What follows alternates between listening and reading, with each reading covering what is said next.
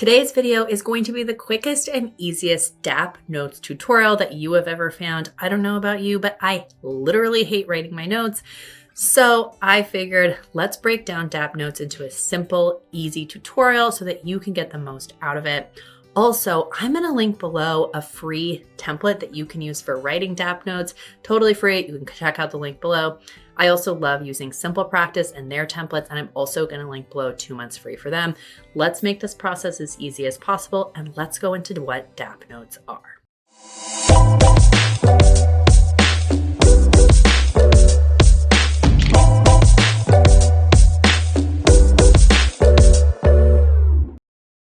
Right now, we're going to go through what the D, A, and P stand for in DAP Notes. I want you to remember that DAP Notes are a standard way of taking psychotherapy progress notes that you do pretty much the same every time to streamline your process, make it easy to read, and also if you're on a treatment team, it makes the rest of the note easy for the treatment team to read.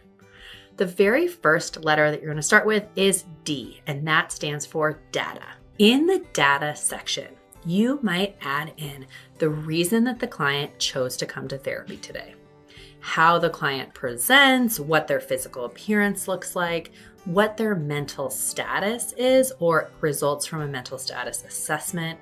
You're also going to maybe report some of their current symptoms or important events that might have happened since your last session with them, and the results of any other screening measures that you might have given them, or any interventions that you applied in this session and their responses to those interventions. One important thing to remember about the data section is that you want it to be pretty factual. You're stating the facts of what happened in the session. You can use short sentences and you're not really extrapolating on those facts. The next up is the A. A stands for assessment. This is where you take your clinical knowledge or judgment and apply it to assess some of the things that happened in that D section. In the assessment section, you are going to look at how the client is processing any sort of things that are happening for them, how the client's mental status might relate to their individual treatment goals that you guys have set at the beginning of therapy. You're going to also maybe write some sentences about how the client responded or some of their feelings that are going on as a result of some of the interventions you applied.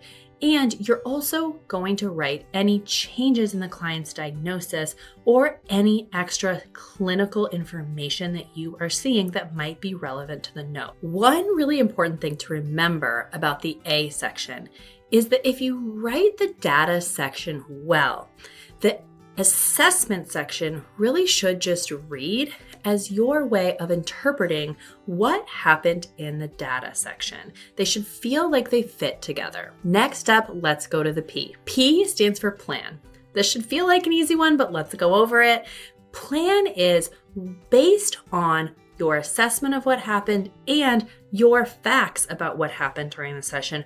What is the treatment plan or goals for the client moving forward? So in this section, you might write when the next session is going to be happening. When are you seeing the client again?